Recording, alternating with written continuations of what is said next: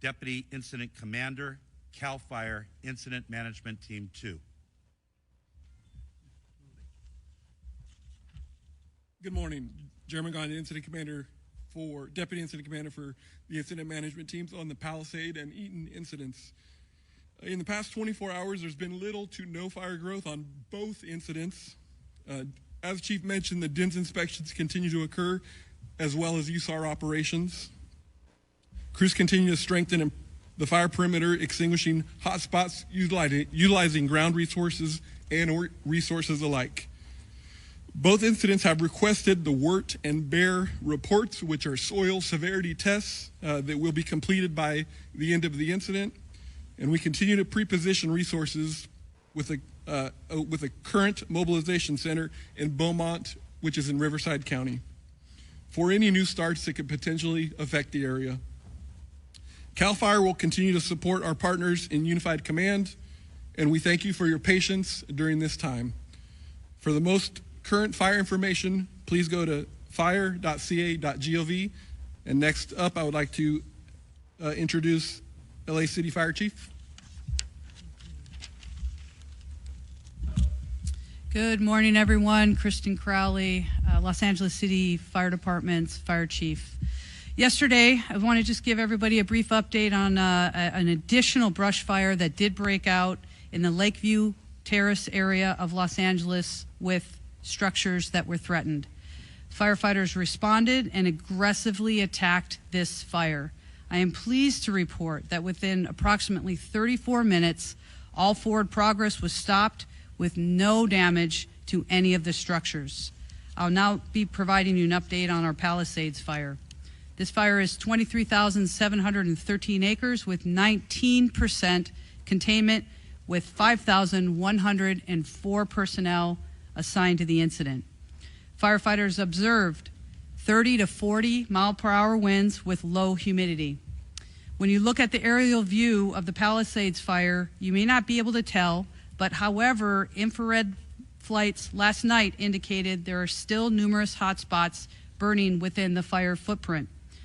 Very close attention was paid to address any flare-ups swiftly as to prevent any fire spread outside of the perimeter.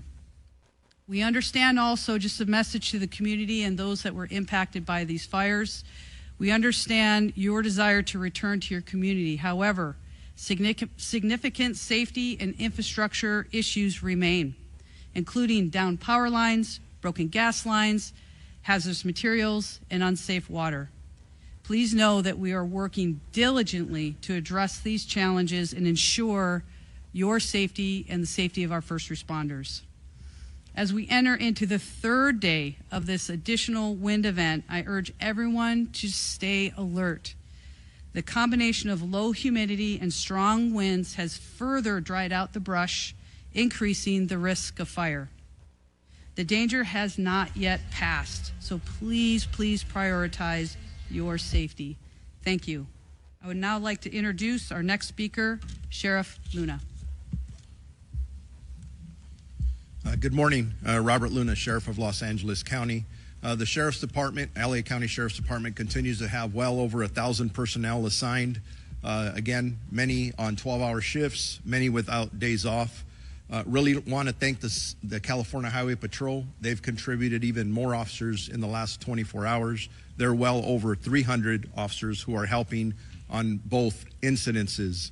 The Drug Enforcement Administration has also contributed even more special agents that are assisting us in different incidences. They're close to about 30.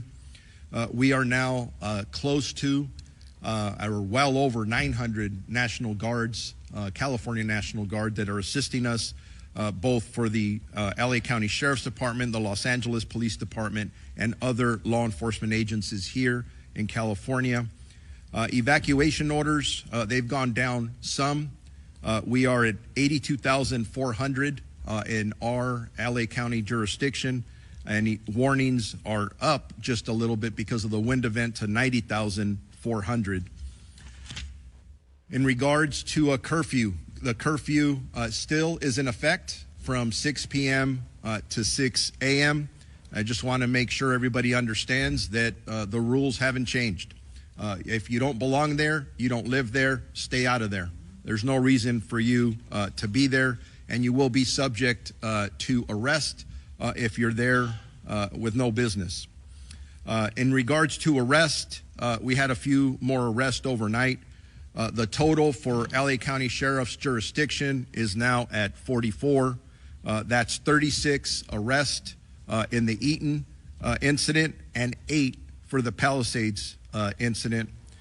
Eaton total, well, I won't go into detail, but basically we stand at about 14 for burglary within those jurisdictions. Everything else is either curfew, trespassing, individuals that are possessing narcotics and or guns.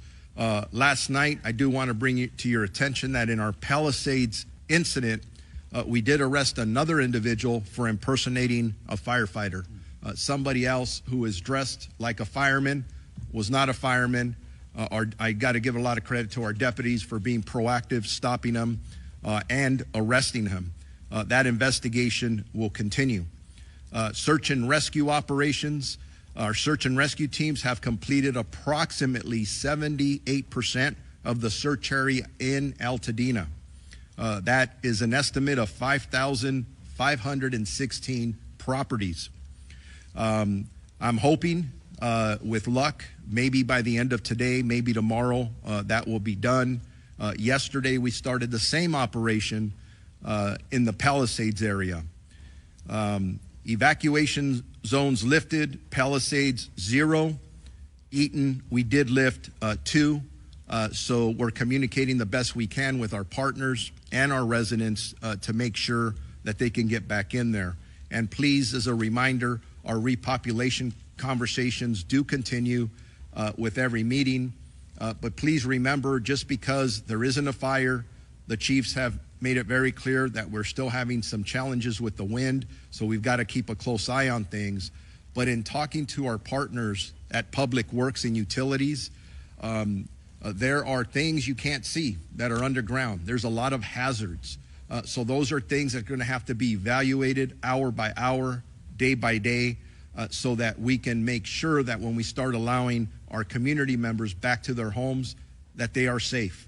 Safety is always absolutely number one. In regards to deaths in the Los Angeles County Sheriff's jurisdiction, we still stand at 21. If you've been following the numbers I've been giving out, they've stayed static for 2 days now, even though the searches continue, at least in the Altadena area. So 21 deaths, bad news. No more deaths so far. That's good news. So I'm praying that stays together. And then missing persons, that did increase a bit. But I want to know that originally we had 31 missing person reports that were taken. Thank God 5 of them were found safe. But we still have 26 active missing persons that are reported. 20 in the Eaton area and 6 in the Palisades area. And then as I conclude, if you want any more specific information regarding evacuation orders or warnings, if they're coming or going, road closures, or any other information that you think is important to you and your family, please go to lacounty.gov/emergency. I'd like now to introduce Jim McDonald, the Chief of the Los Angeles Police Department. Thank you, Sheriff. Good morning. Over the last week, you've heard me say that the LAPD remains committed to protecting lives, safeguarding property, and maintaining order in the areas affected by the fire, and that remains the case today. The LAPD remains on tactical alert, and we've dedicated whatever resources are necessary to provide for your safety. LAPD officers are actively patrolling the areas around the clock and protecting your properties like they are our own. Our efforts include enhanced visibility in evacuation zones and neighborhoods where houses and businesses are vacant, deploying marked and unmarked vehicles as well as foot patrols to ensure a strong presence and a swift response to any issues that arise. Our deployment, we understand the frustration and concern many of you are feeling regarding the fire evacuation and the restrictions on returning to your homes. Please know that our officers and National Guard personnel are following the directions of the Unified Command which is working tirelessly to ensure the safety of everyone involved. We're committed to continuing our discussions with the Unified Command to assess when it will be safe for residents to return. Your safety remains our top priority, and we'll provide updates as soon as it is safe to do so. Thank you for your patience and understanding during these very difficult times. For the upcoming 24-hour period, LAPD will continue to deploy roughly 600 officers to the impacted areas with support from LA Airport Police, Port Police, and the National Guard, who have 200 soldiers assigned to the Palisades incident, and we're very grateful for their support. Excuse me. We're also introducing a team of volunteers from an NGO known as Team Rubicon to assist the public at various checkpoints. These humanitarian aid workers will be available at checkpoints to direct residents to resources and answer questions. They'll be wearing gray shirts and are available to inform and support our community, and again, we're thankful to them. On the missing persons front, we continue to dedicate resources to all reports of missing persons. As of this morning, we have 38 people who've been reported missing. 27 of those have been found safe. Of the 11 remaining, 2 most likely have been found deceased, but yet to be positively identified. In total, we have 3 fatalities that are fire-related. 1 person died at the hospital, but had not been reported missing. We still have 8 missing persons remaining. Arrests, we have no new fire area-related arrests, and we remain at 14. But we'd like to update all of you on 2 notable arrests that were made on January 14th, just outside the fire zone.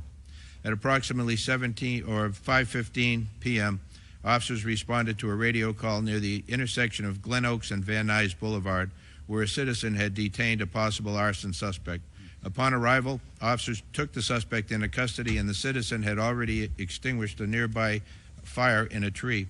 During the investigation, the suspect admitted to starting the fire because he liked the smell of burning leaves. The suspect was subsequently booked for arson. Later that evening, at about 9:30 in the area of Santa Monica in Vermont, fire department personnel responded to reports of a suspect setting multiple piles of rubbish and trash on fire. Fire department quickly extinguished the fires, and officers took the suspect into custody.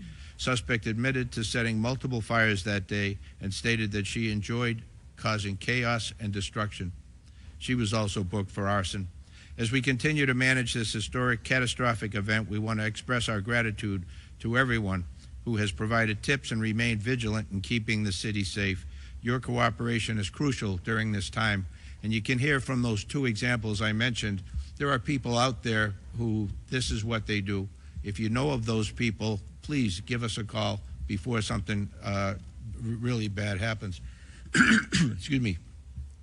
On the front of pets, we want to update the public on efforts of the city to reunite pet owners with their animals. A new dedicated phone line has been established to specifically assist with inquiries related to pets affected by the fire. If you're looking for your animal in the fire zone affected areas, please call 213-270-8155 for assistance. And in closing, I'm aware that this has now been over a week since many of you have been able to see your homes. I thank you for your patience and continued cooperation.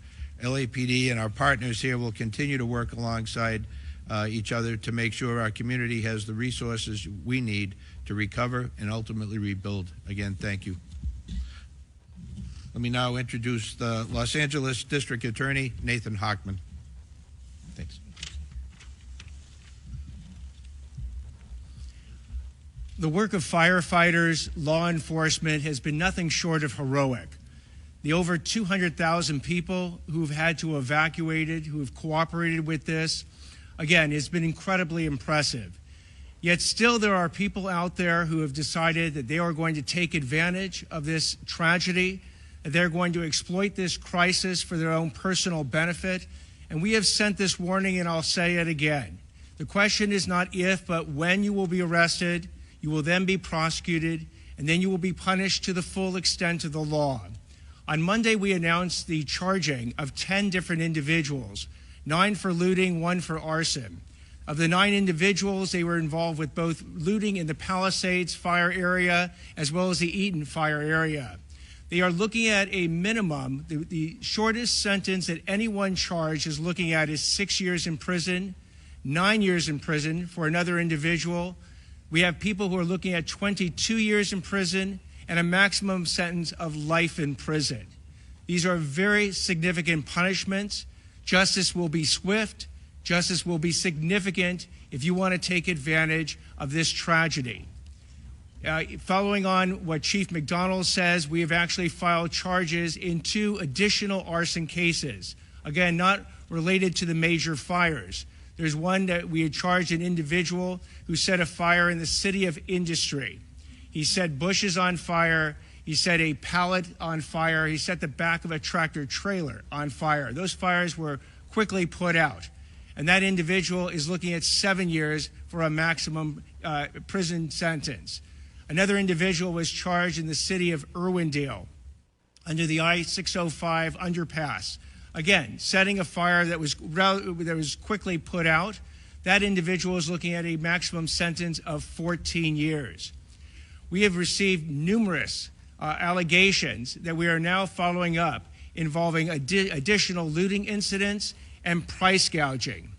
The price gouging is particularly despicable because these are people who are basically looking at this situation and saying, how can I make the most amount of money from people who are desperately seeking housing, supplies, they're seeking services because they've lost everything. They've lost their houses. And I will tell you that with respect to this price gouging, we have seen people increase their prices for rooms that they are renting, for houses that they are leasing, 100, 200, 300%. Here's my warning. If you're one of these people who have engaged in price gouging, not only do you need to stop it immediately, I would strongly recommend that you go back and fix it. Go back and refund the amount that you have overcharged people. We will certainly take that into consideration in deciding whether or not to charge you. So it's your choice. If you want to actually abide by the law, you could benefit from it right this second. But if we go ahead and find out that you've engaged in price gouging and you've taken no steps to remedy the violation that you have basically enacted, we will go ahead and prosecute you to the full extent of the law. So not only are you going to be looking at criminal penalties, you will be looking at civil penalties, and as importantly, your name will get out there. Your company's name will get out there. You will be publicly shamed. I want to make that crystal clear. So stop it right now. And as the recovery starts up, we again are seeing the financial scams. Over and over, we are seeing scams involving charities, where people who want to donate either money or services to the recovery effort are being targeted by these scammers.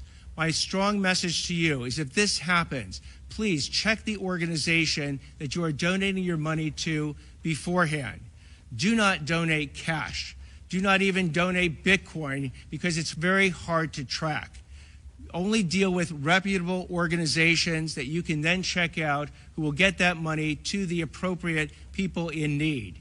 Same thing when it comes to insurance. Be very careful. There are scammers out there who are going to try and make you promises that they can give you certain benefits from insurance that are completely false. Make sure you check out any insurance claims. And government benefits are starting up now. Both the federal government and the state governments are going to be offering people in need significant dollars to get back and recover in their lives.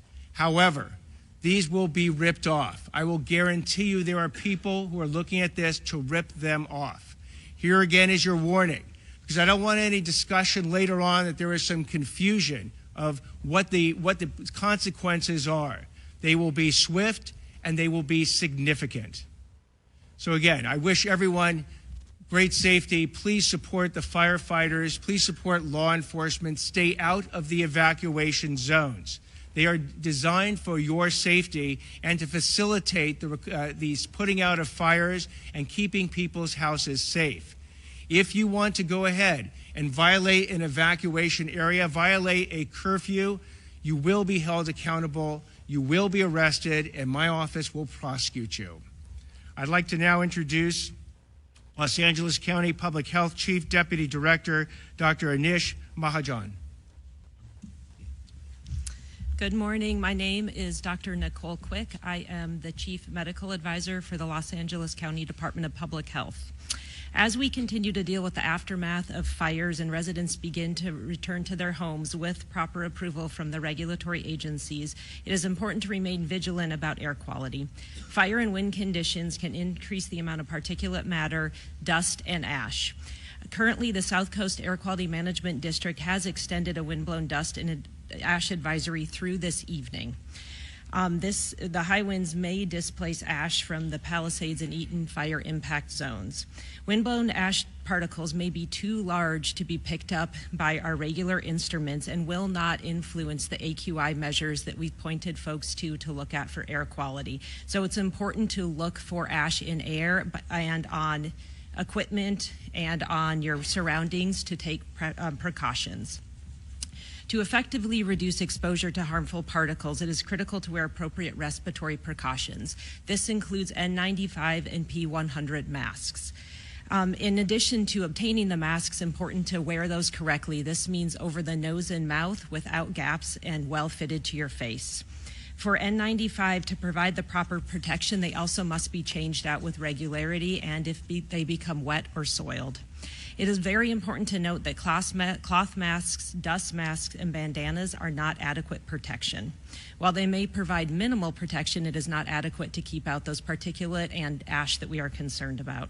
Individuals with respiratory conditions, children, and those with pre-existing medical conditions are urged to talk to their healthcare provider before utilizing these respirators.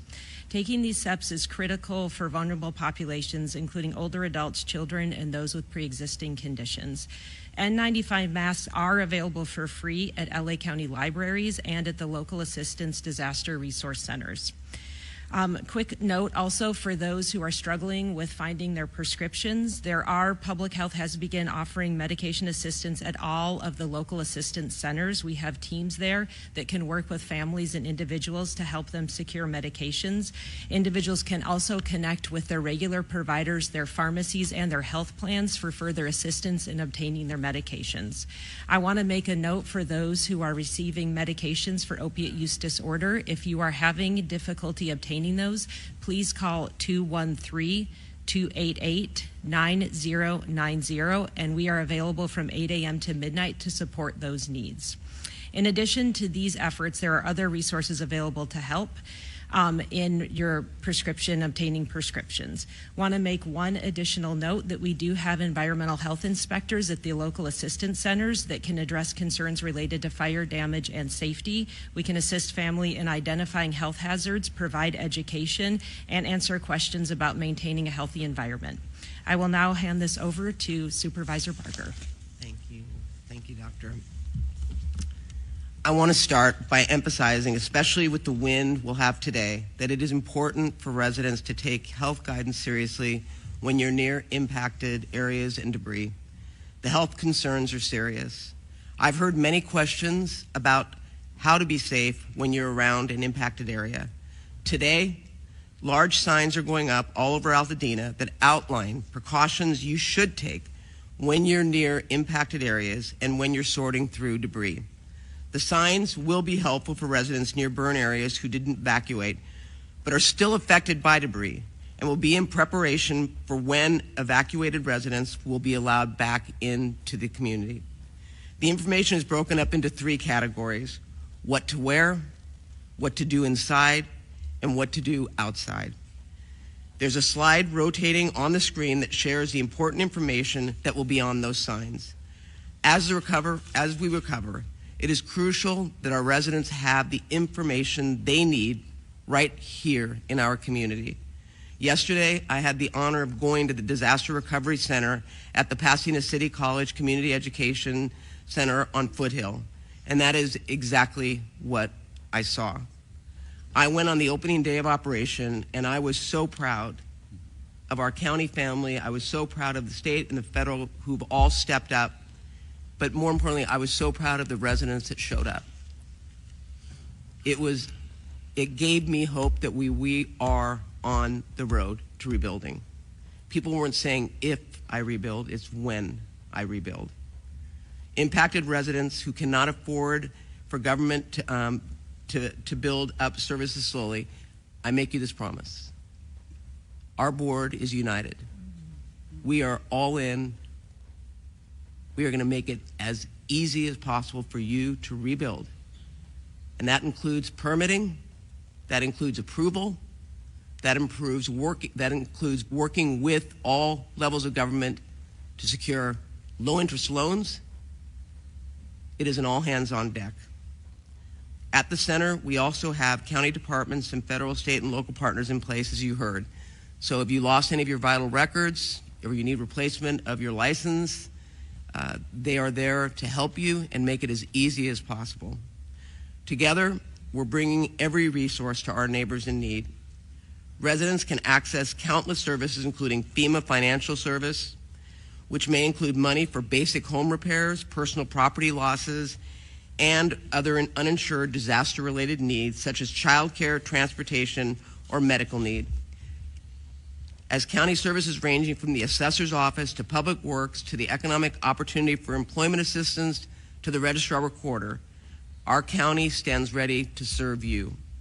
It was heartening to see that so many impacted residents still have hope and actually light throughout this darkness. I'd like to give a special thanks to the countless volunteers who are sacrificing their time and resources to make this happen.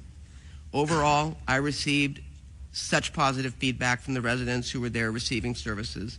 And you know who you are. You came up to me and talked to me about how fearful you are about what the future has in store. And I made you this promise, and I will honor this promise. You have a future in Altadena, and we are going to come back stronger than ever. Our centers are open every day from 9 a.m. to 8 p.m., and we are going to get through this together. With that, I would like to introduce LA City Mayor Karen Bass. Good morning, everyone. As we know, we are still not quite out of the woods. And so I would just encourage and implore upon all Angelenos, please take the warning seriously and the evacuation notices seriously. And frankly, if you are in an area where there is a warning, get prepared now, get packed, take everything you need with you, your medications and your pets, if that is possible. If you are looking for a pet, you can call a new number that was mentioned by Chief McDonald, 213-270-8155, 213-270-8155. We've received many inquiries from individuals who are concerned about where their pets are, so please take advantage of that telephone number. We know the winds were lower than expected yesterday, but we also know from the National Weather Service that we are still facing dangerous conditions. I want to thank Governor Newsom on his work yesterday on price gouging and scams. We're taking this seriously and have made it so Los Angeles residents can report price gouging by calling a number with the city, 311. Scams are also spreading, which is why it is so important to use trusted sources for assistance. On the positive side, the Disaster Recovery Center in West LA did a soft opening yesterday. It was open just for about 4 hours, and in those 4 hours, over 100 households came. It was encouraging to see the number of people who were there, many of whom travel from disaster to disaster. I met individuals from the SBA who had been in Hawaii. I met other individuals that had been in hurricanes in the South. Department of Motor Vehicles, FEMA, the Employment Development Department. There are a variety of resources there that people could take advantage of. But I do have to tell you, what was the most touching experience was to meet a woman from Pacific Palisades who had lived in Palisades for over 40 years, and she lost her home. She told me that she was staying with her daughter, and I asked her what kind of services she was looking for there. And she said she wasn't looking for services. She was there to volunteer. Having lost her house, she was there to volunteer. To me, this is an example of the spirit of Los Angeles, selfless and resolute, that we will make it through these fires and we will rebuild. When I think of individuals who have lost their homes, it's not just a matter of losing a house. You've lost memories, family, all of the experiences that took place there are gone, and gone unexpectedly, gone rapidly. So at the same time as we prepare to make it through the rest of this emergency, we also have to start putting in place what we need to do to rebuild. And so I mentioned a couple of days ago, I did an executive order to expedite the rebuilding so those individuals will not have to go through the long waits that are usual. But yesterday, this Los Angeles City Council met and passed a number of motions that will assist in that effort. As Supervisor Barger said, we are one city, we stand together. The city and the county will do everything we can to expedite the rebuilding. If you need any resources, you can go to lacity.gov. I also want to thank the generosity of legitimate philanthropy, because there is legitimate philanthropy out there, and I hope people give generously. The California Community Foundations Fund that now has over 20,000 donations, over $18 million, received a significant contribution last evening from Mayor Rex Richardson from Long Beach, and the people of Long Beach contributed $500,000. This is how we will rebuild our city. We will rebuild our city stronger. Thank you. And let me now introduce Supervisor Lindsay Horvath. I want to reiterate the particularly dangerous situation today. Get ready now and be prepared to leave. For our county service and school updates, yesterday our board started the process of a county relief program for victims of all fires. There's more information to follow, and we will continue to act swiftly to support our residents. The County 211 wait times are now under 5 minutes. Please use 211 to access county resources and information. Several more LAUSD schools are open today. Palisades Charter Elementary students should attend Brentwood Science Magnet Elementary. Marquez Charter Elementary students should attend Nora Sterry Elementary. You can call the Department of Animal Care and Control at 562-940-6898 to help with pet reunification. LA County Parks are hosting care camps for young people impacted by the fires. You can register at parks.lacounty.gov/care camps. And there's more information on all recovery efforts throughout the county at recovery.lacounty.gov. Because of the particularly dangerous situation, there may be additional power outages. Please take this opportunity to charge your phones and batteries and to make sure that you are prepared in the event of a power outage. The declaration of emergency countywide has gone into effect and includes illegal price gouging, including on rent and housing options. We cannot raise the price of rent, goods, or services more than 10%. There are both criminal and financial penalties. These are enforced by our district attorney, as you heard. Through the county's declaration of emergency, our county council and our director of consumer and business affairs have the authority to impose civil penalties. And I spoke with our attorney general of the state this morning, who is vigorously investigating cases at his level. We are taking these instances seriously, and there will be consequences. Under our county emergency, we also know that this could include misdemeanor charges. The governor, as you have heard, has also issued a new executive order, and we thank him for his support and leadership. To report price gouging or other predatory practices, you can do so at oag.ca.gov/report, or you can call 800-593-8222. For more emergency updates, you can still see those at emergency.lacounty.gov. And I want to echo the thanks to our first responders, to our volunteers.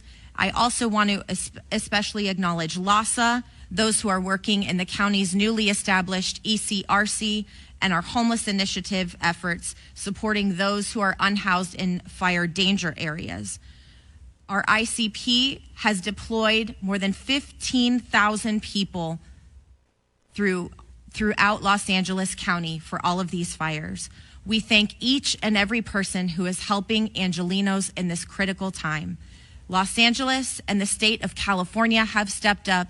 We have been supported by people throughout our nation, and together we will recover. Thank you.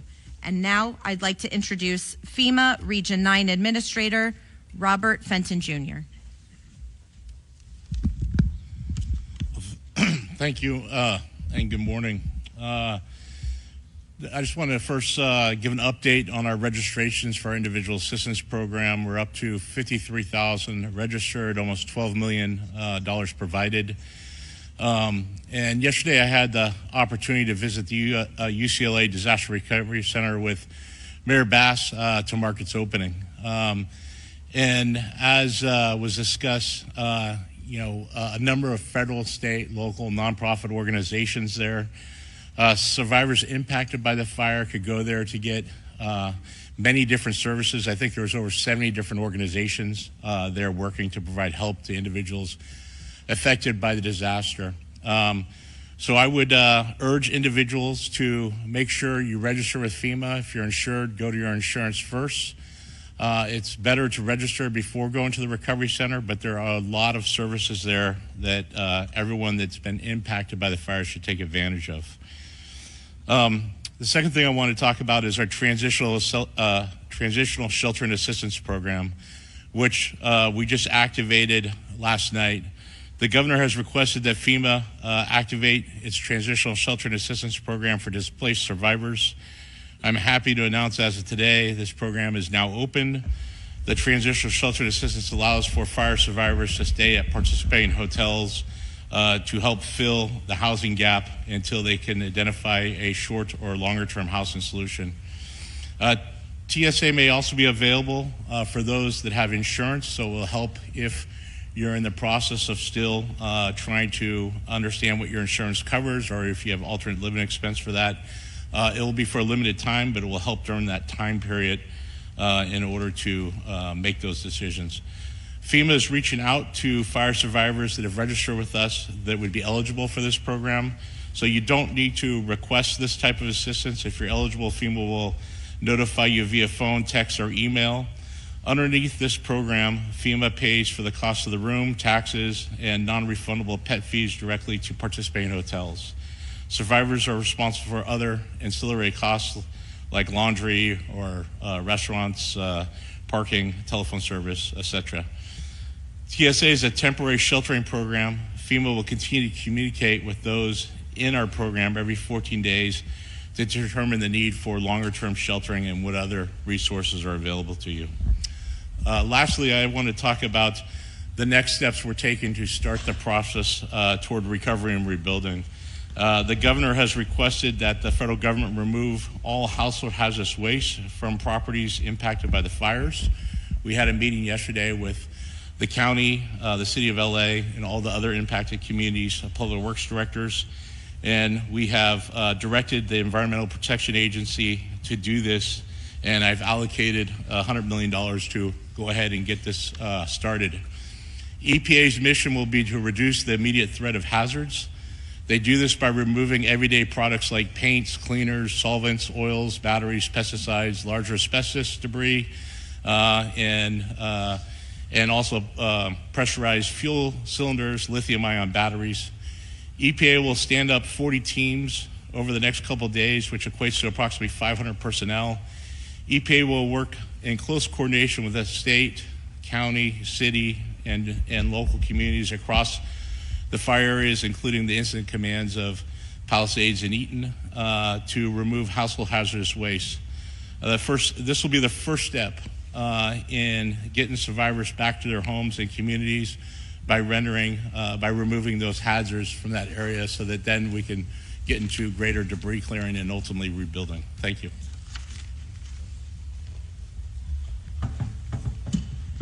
Helen Chavez Garcia, Communications Director for Chair Catherine Barger. We thank the Honorable Antonio Vasquez from the State Board of Equalization for being here today. We will now transition to the question and answer portion of our press conference. Please raise your hand. We will bring a speaker to you, and I will call upon you in order to ask your question. Would you like to say Masa Sadie, KCAL News. Masa Sadie, KCAL News. I have two questions. The first is for Mayor Bass. Mayor, 700 people are in shelters right now, more than 700. Thousands of people have lost their homes. I know you are trying to expedite the rebuilding process, but realistically, how long is it going to take for these folks to get a roof over their head? Can you give us a timeline? I wish that I could give you a timeline. I can't specifically, but what I can tell you is that the people that are in shelters, people are there for a lot of different reasons. I know some of them might be unhoused. But the rebuilding process, we have to set the guidelines and the policies in place, which is what we did, and we will be kicking that off. We have a lot more to do. As I mentioned, the City Council met yesterday. We need to put all of those policies together and begin right away. The first step, though, was yesterday, and that was the Disaster Assistance Center for people to get all of their paperwork together, whether they go to the Assistance Center or not. That is the first step. And I know individuals are talking to their insurance companies, et cetera. And price gouging, you're talking a lot about price gouging and how it is illegal. Hold on. Bidding wars are not. Hold on. The FEMA director wants to respond to you as well. Go ahead. Yeah, I just want to add to that. We will be sending personnel from our teams to the shelters to see how many are eligible with our programs, and if we can move into a transition shelter and put in a more safer housing environment into a hotel. So we'll be doing that over the next day or two to help move people to a better situation than the congregate shelters are in right now. And on the price gouging that we're seeing happening with rentals, again, price gouging is illegal, but bidding wars are not if the tenants are driving that. We're seeing more and more evidence of these bidding wars. Should people here in Los Angeles be bracing for rents to dramatically increase, or is there anything you can do to try to stabilize the market? So here's how bidding wars work. If a landlord or someone who's renting out a particular house or room had an original price before the wildfires and the state of declaration occurred and keeps that original price, but others give him or her additional money to rent, and they take absolutely no action whatsoever to in any way increase that price, then it falls in a gray area. I don't want to say it is 100% legal, but it is a gray area. But if the landlord or the renter or the person renting goes ahead and engages in a discussion amongst different people as to which price they're going to take that is more than 10% ahead, they're engaging in price gouging. So again, what I would strongly, strongly urge anybody who's renting or selling or providing a service is that if you receive more than 10% of the amount that you would have received before these wildfires, you are now entering into the world of price gouging. Your case will get looked at, and if you are found guilty of it, you will be prosecuted. Thank you. We're going to go right over here. Hi, this is Kate Cagle with Spectrum News 1. I have a question for Mayor Bass. What was your involvement in emergency preparation in the decision not to deploy up to 1,000 available firefighters last week, given that the National Weather Service was warning about this life-threatening and destructive windstorm? This is in regarding to the reporting in the Los Angeles Times. I will let Chief Crowley answer that.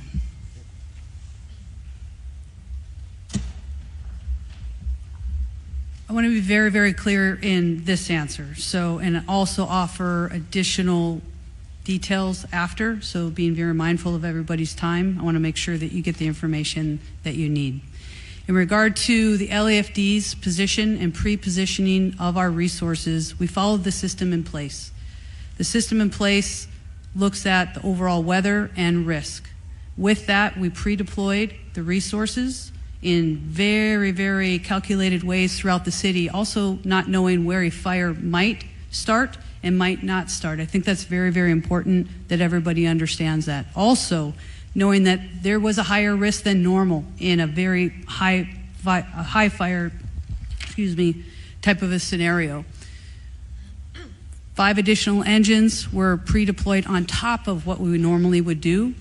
But again, out of respect for everybody here, I'd like to offer very detailed information to share with everybody as to what and how we pre-deployed and what came into the decisions that we made on that day and then following the fire. I'll be available right after, okay? And we're going to have... Mayor Bass, because as mayor of the city, doesn't the buck stop with you as far as emergency preparedness and preparing for the wind event that was forecasted? The buck always stops with me, but I think you received your answer from the chief. Thank you. Last question over here, and then we will transition to one-on-ones to make Thank sure you get Jonathan your answers. Vigliotti with CBS News. My question is, I have one for each of the fire chiefs. And I just want to start off saying the firefighters, the men and women on the front lines, they are heroes. I say that as a resident and a journalist that has witnessed it firsthand. Chief Crowley, with that said, and forgive me, I'm going to be looking down because there's a little bit of a timeline I want to establish. Because just after 6 p.m. last Tuesday night, as winds were reaching their strongest, many neighborhoods, as you know, were already on fire. This all-hands-on-deck alert to off-duty firefighters was issued. Right. You even reached out to local news to ask for help in assisting putting out that call. We did as well. The LA Times, as it's been mentioned, now saying that 1,000 firefighters were on standby. That would have effectively doubled the response. This speaks to chaos and poor planning. You mentioned saying something off camera, but now that you do have this live feed going, you're a straight shooter. Yeah. Can you please tell me directly why the delay to activate when for many hours, neighborhood after neighborhood was on fire, and your firefighters, these heroes, were telling me they felt like they were in the minor leagues? So I want to echo your sentiments first and foremost with our firefighters and first responders that were dispatched and responded to that incident. Heroic efforts. And I can tell you... I'm sorry? Were they let down by your leadership? I will tell you that we followed a system in place, and I will explain my position on this. When it comes to the totality and the risk that can occur in the city of Los Angeles, we do have a system in place. We're very system and process oriented for the right reasons. We follow a system. We did that. We pre-deployed the necessary resources knowing that, or not knowing, I should be very specific, in where a fire might break out in the city. I think it's also very important that media knows, as well as the communities knows, that we are here to protect them, that we do have that capability to surge. You ask about a length of time. We pre-deploy the resources on top of what we normally would do. They went to work. We immediately then utilized all available on-duty, special duty people that aren't normally in the field. They surged. They went and staffed every other available resource at that time. They were pulled in. Another very, very important point that the community and you need to know is that we're talking about these 1,000 engines that we're saying that were unstaffed. Facts. The facts of the matter is those engines, they're pumps, they go behind our trucks. I won't get too detailed in the operations. They're actually staffed with fire department personnel. The reality, and this is very important for everybody to understand, straight shooter right here, is that our firefighters on the truck were immediately pulled in, whether they were staffed with 4 people. I got to be very clear. We had the capability, and we did pull every resource in and around the area. Those firefighters on the truck jump on that additional pump, the truck or the engine that we're talking about, that we're saying we're unstaffed. We are very fortunate as a department to have a resource deployment that we have. I don't think there's any other department in the nation that has the resource deployment model that we have. That happened. Our firefighters jumped on the pumps, our additional 1,000 engines that you're talking about, and they went to work. So we have the system that's built. We followed the system. We surged where we could surge. And in fact, I'll be the first one to stand up and say, yeah, we need help. This was so incredible. We have never seen anything. And to say or to think that the LAFD leadership or whoever we want to point to doesn't care about the communities that we serve, that we don't do everything that we can with the capabilities and the limitations of what we have or don't have. I can tell you and stand before you, we did everything in our capability to surge where we could. We had the flexibility built into the system. With had you responded sooner, had you activated those reserves sooner, could you have saved more neighborhoods and more lives? I would think fundamentally, as we surged exactly how we did, our firefighters pushed in, they did everything that they could, and it's a what if. Again, I want to also focus on, You wouldn't do anything. no, of course there's always lessons learned, I tell you. I am taking this to the highest of high thought processes of how the LAFD and our entire region could do better in the future. And let me be very, very clear. The other piece is what and how quickly we were able to surge, not only with limited capacity within the fire department. Thank God for our agencies around us. That happened so quickly without delay. With a phone call, we got the resources where we needed to do the greatest good at that time. Thank you. We're gonna go ahead and transition. I'm sorry, we're out of time. Let's go ahead and do our one-on-ones. Please move forward. We can connect you to the speaker.